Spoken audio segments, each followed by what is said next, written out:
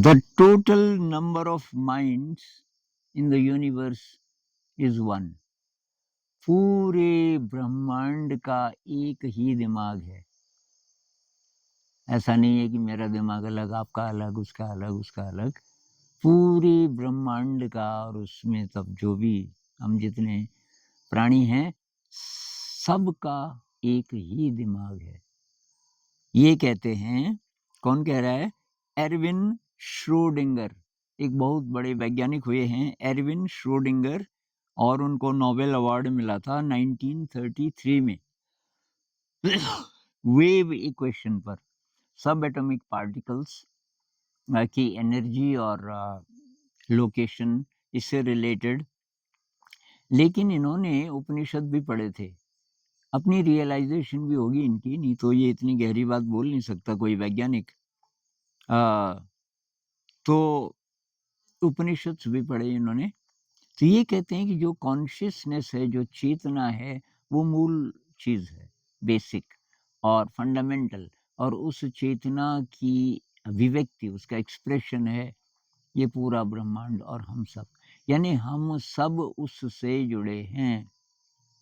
जब कोई संत को समाधि लगती है, तो उस समय उसका जो अपना जो इंडिविजुअल जो मैं है, उसको ट्रांसेंड कर जाता है, उसके पार चला जाता है। उसके पार फिर एक ही है। जो कबीर साहब कहते हैं ना, बूंद समानी समुद्र में, अब बूंद नहीं रही। तो बिलियंस ऑफ ड्रॉप्स, ये हम कितने लोग हैं अभी इस प्लेनेट पे? 8 अरब लोग हैं। हम सब अगर अपने अपने लिमिटेड, जिसको हम मैं बोलते हैं, उसके पार चले जाएं कैसे भी, तब पता चलेगा हम सब उस एक ही का हिस्सा हैं। यूं कह लीजिए हम सब एक ही हैं। बूंद जब अपनी बाउंड्री के पार देख सकती है और महसूस कर सकती है, तब वो समझती है, उसको मतलब ये रियलाइजेशन होता है कि मैं समुद्र हूँ। मैं समुद्र का अंग हूँ नहीं, मैं समुद्र हूँ। क्योंकि बूंद को आप 2 तरीके से देख सकते हो। एक तो ये कि बूंद को बाउंड्री में देखो, और बाउंड्री में देखो तो तब तो ठीक है, बूंद है। लेकिन आप बूंद को बाउंड्री के बियॉन्ड देखो, तो वही समुद्र है। क्योंकि बूंद निकाल दो आप एक-एक बूंद करके, तो समुद्र कहाँ रहा तब? ये एनालॉजी है, ये मतलब कहने का एक तरीका है, समझाने का। क्योंकि हम समुद्र बोलते हैं तो फिर भी लिमिट का सेंस आता है। समुद्र की तो लिमिट है ना कोई। और तो ये कहने के तरीके हैं संत लोगों के। बोल ये रहे हैं कि जब हम मैं के पार चले जाएँ, अहंकार के पार चले जाएँ, अपनी मेमोरी के पार चले जाएँ, तब हमें पता चलता है कि सब एक है, सब एक है। और जब ये पता चल जाए, तब मैं खत्म हो जाता है। सारे संत लोग वही कहते हैं ना। अ, दादू दादू की कुछ चीज़ें मैं पढ़ रहा था। दादू एक संत हुए हैं भारत के, तो वो बार-बार उनका यही थीम रहता है, बार-बार, कि ये जो मैं है, जब ये गिर जाए, तब आपको प्रभु के दर्शन होंगे। दर्शन का मतलब रियलाइज़ेशन होगा। तो भई ये वैज्ञानिक बोल रहे हैं। बहुत सारे लोग बोलते हैं ना कि ना जी, अब अभी वो अटके हुए हैं डार्विन पे, और ये जो साइकोलॉजिस्ट हैं सिगमंड फ्रॉयड पे, और कोई ज़्यादा ही निराश हो जाते हैं। तो निहिलिज़्म, किसी ने कुछ दिन पहले बोला नीत्शे। नीत्शे फिर भी थोड़ा कुछ-कुछ अच्छी बातें भी करते हैं। तो क्योंकि नीत्शे क्रिएटिविटी को महत्व देते हैं। नीत्शे को कोई मिस्टिकल एक्सपीरियंस नहीं था, लेकिन फिर भी वो जितने भी निहिलिस्ट हैं, निहिलिस्ट कौन है? जो कहते हैं कि कुछ नहीं है ये आत्मा परमात्मा वगैरह। जैसे हमारे यहाँ चारवाक हुए थे किसी ज़माने में, बुद्ध के ज़माने में चारवाक हुए थे जिन्होंने बोला कि रणं कृत्वा घृतं पिबेत।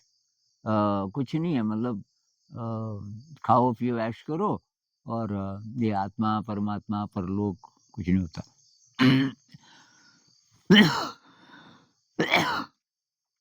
अब वो रिएक्शन था क्योंकि उस समय धर्म के नाम पे बहुत शोषण हो रहा था शायद। तो ये 2 प्रकार की रिएक्शंस उभरी उसमें से। एक तो आपका ये चार्वाक, दूसरा बुद्ध। लेकिन बुद्ध का अलग प्रकार, बुद्ध को तो रियलाइज़ेशन हुआ और तब उन्होंने एक ऐसा सिस्टम बनाया जिसमें ट्रेडिशनल टर्मिनोलॉजी को रखा ही नहीं। आध्यात्म से रिलेटेड जितने शब्द होते थे, आत्मा, परमात्मा वो सब रखे ही नहीं। या तब पूजा और किसी प्रकार का विधान या फिर किसी पंडित जी को बुलाओ, ये करो, तो सबकी सत्ता खत्म। उन्होंने बोला नथिंगनेस, नथिंगनेस, अंत में नथिंगनेस है। नथिंगनेस का मतलब कुछ नहीं, ये नहीं, बल्कि जिसको हम कुछ बोल सकते हैं, वो नहीं है असली सत्य। जैसे शरीर है ना, तो शरीर की छानबीन करो, अगर हम देख पाते, तो ये हमको एक झरने जैसा दिखता कि एक नदी सी अंदर जा रही है एटम्स की, और एक नदी इसमें से बाहर निकल रही है, क्योंकि पल-पल, ये तो वैज्ञानिक भी बोलते हैं ना, पल-पल बिलियंस ऑफ एटम्स नए आ रहे हैं बाहर से। अब और आपको महसूस नहीं भी होता हो, साँस तो महसूस होती है ना। साँस, एक ही साँस में कितने एटम्स होते होंगे। तो वो सब अंदर जा रहा है, तो साँस ही के थ्रू नहीं, और बहुत प्रकार से। ये पूरा एटमॉस्फियर है। इसके अलावा अगर और प्रकार का भी मैटर है, जो इस डिमेंशन का नहीं है, लेकिन हमें प्रभावित करता है, तो पता नहीं क्या-क्या दिख सकता है हमें। और फिर बाहर निकल रहा है, पल-पल बिलियंस ऑफ एटम्स हमारे शरीर में से बाहर भी निकल रहे हैं, पल-पल। तो ये ये बात मैं इसलिए बोल रहा हूँ कि जो लोग बोलते हैं ना क्या प्रमाण है? भई साइंस बहुत लिमिटेड है, साइंस लिमिटेड है इस दृश्य जगत के लिए। दृश्य जगत और इसकी वो प्रॉपर्टीज़ जो कि हम देख नहीं सकते सेंसेस से, लेकिन वैज्ञानिक किसी और विधि से उसका पता लगा सकते हैं। जैसे इलेक्ट्रोमैग्नेटिक वेव्स है, अ, ये सब एटॉमिक पार्टिकल्स हैं जिनको देख नहीं सकते, लेकिन उसके बारे में थोड़ा बहुत जान सकते हैं, पर सब इसी मैटर की बात हो रही है।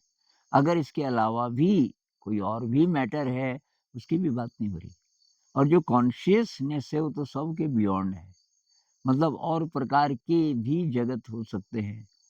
ये ऑटोबायोग्राफी ऑफ अ योगी पढ़ी थी मैंने योगानंद जी की, तो उसमें एक जगह क्या होता है, उनके गुरुजी मर जाते हैं, युक्तेश्वर जी। और वो बहुत शोक में डूब जाते हैं। कुछ दिनों तक योगानंद जी बहुत व्याकुल, और अभी कुछ ही दिन हुए थे कि वो देखता है योगानंद जी आ रहे हैं। गुरुजी जो जिनकी डेड बॉडी को जला दिया था इन्होंने, वो आ रहे हैं उधर से और कहते हैं कि आ मेरा बेटा, उसको गले लगाते हैं। और ये हक्का-बक्का, ये कहता है आपको तो हमने जला दिया था। तो कहता है ये वो शरीर नहीं है, मैं एस्ट्रल वर्ल्ड में हूँ, मैं जिस जगत में हूँ, ये वहाँ के एटम्स हैं। और उनको वो लाइफ ट्रोन, एक नया शब्द उन्होंने दिया। हम बोलते हैं ना इलेक्ट्रॉन, प्रोटॉन, न्यूट्रॉन, लाइफ ट्रोन से बना है कि ये शरीर। और कि मैं जिस जगत में हूँ, वहाँ वही जाते हैं जिनमें ये शक्ति होती है। वहाँ जाकर ये शक्ति मेरे में आ गई, मैं कोई भी रूप धारण कर सकता हूँ। मैंने ये रूप इसलिए धारण किया कि इसको तो पहचानता है और तेरी आसक्ति है इसमें, इसीलिए तो तू इतना ज़्यादा शोक में डूबा हुआ है इतने दिनों से। अब कि सुन, मैं आया इसलिए कि मैं उस जगत के बारे में तुझे बताना चाहता हूँ कि कैसा है। तो कहाँ है वो जगत? तो उसको दूरी में नहीं नाप सकते, क्योंकि ये दूरी तो मटेरियल यूनिवर्स की प्रॉपर्टी है।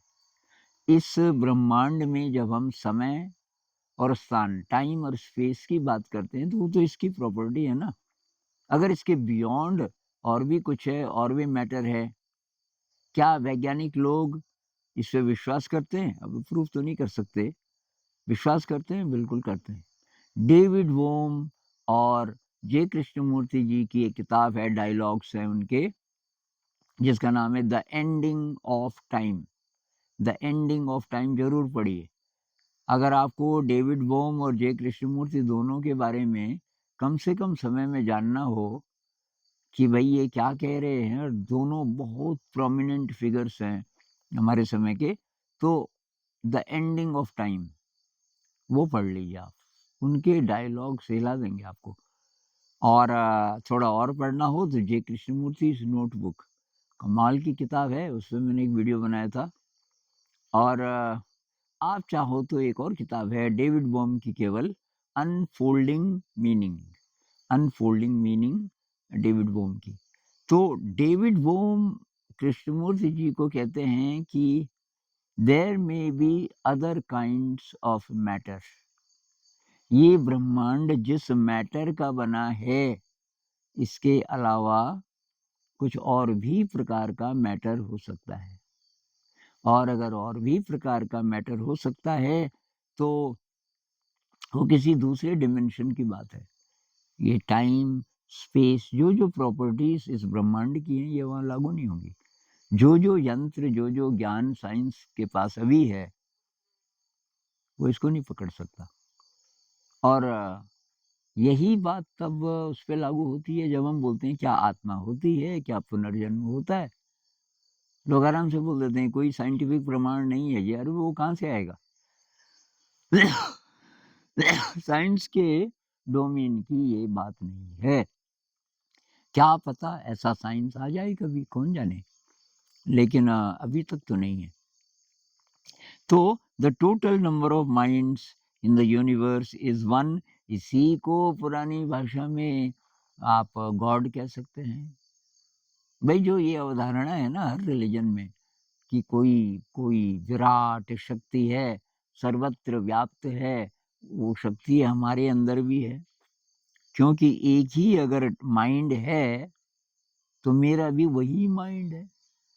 उसको कॉस्मिक माइंड कह लो। वो माइंड मेरे से बाहर नहीं है। और इसका कुछ-कुछ प्रमाण तो है साइंस में। एक किताब है Lyell Watson. Lyell Watson writer का नाम है, और किताब का नाम है लायल वॉटसन लाइफ टाइड। किताब का नाम है लाइफ टाइड। उसमें उन्होंने ये बात लिखी है, मतलब साइंटिस्ट ने इस पे काफ़ी रिसर्च की, कि कोई एंट कॉलोनी है, मतलब चींटियाँ जहाँ रहती हैं इकट्ठे। मान लीजिए कि वहाँ 2 लाख चींटियाँ हैं उस एंट कॉलोनी में, बहुत ज़्यादा होती हैं। तो उन सब का एक ही दिमाग होता है। वो एक एंट सेकंड्स में पूरी कॉलोनी को, चाहे वो कहाँ-कहाँ बिखरे हुए हैं, आधा-आधा किलोमीटर दूर तक, कोई मैसेज देना हो तो वो तुरंत बता देती है। उनका एक ही माइंड होता है सबका। उसी तरह मधुमक्खियों का। ऐसे ही हमारा भी एक ही माइंड तो ज़रूर होगा। लेकिन मनुष्य अकेला प्राणी है जो अनंत वाला जो हमारा रास्ता है पता करने का, उसको ढक सकता है। क्योंकि उसको फ्री विल दिया हुआ है। वो अपनी मर्ज़ी से, उसको इतनी इंटेलिजेंस दी हुई है कि वो गड़बड़ भी कर सकता है। गड़बड़ मतलब अपने लिए, ढक सकता है वो। अनंत को ढक सकता है अपने अहंकार से। और वही तो हो रहा है ना।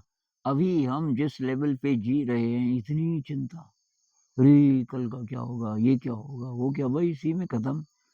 पूरी जिंदगी रोटी, कपड़ा, मकान, और जिसके पास ये है तो थोड़ा-सा और ऐश-आराम, थोड़ा-सा नाम, थोड़ा-सा पावर। पावर की कोई लिमिट है नहीं।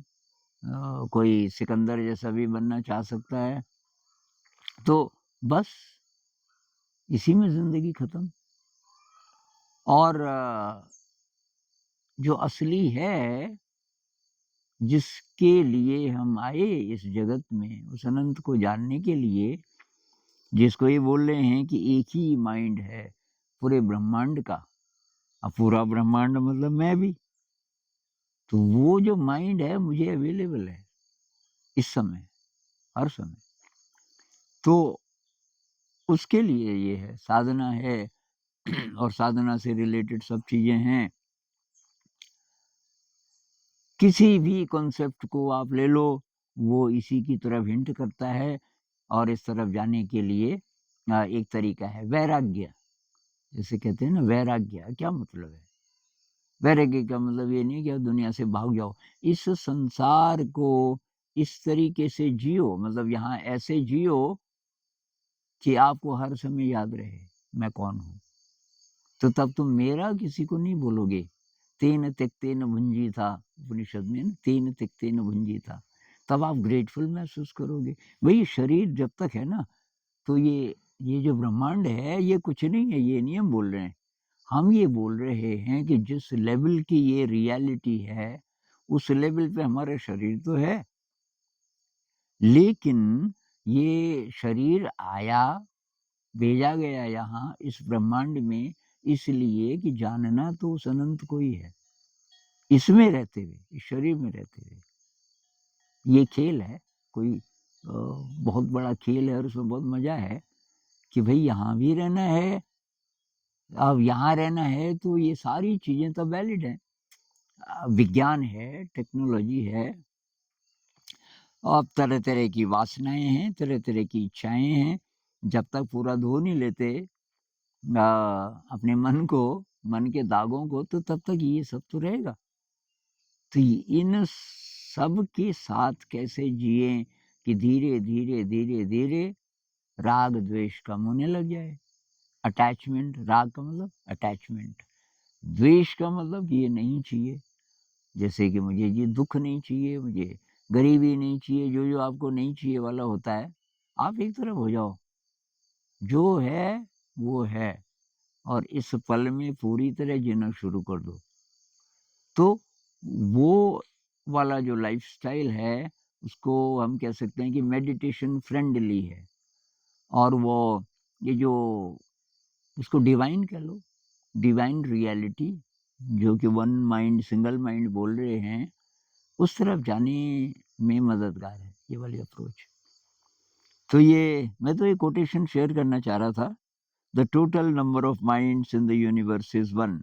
ब्रह्मांड में कुल माइंड्स की संख्या एक ही है, एक ही माइंड है, मतलब सारा सर्वत्र व्याप्त।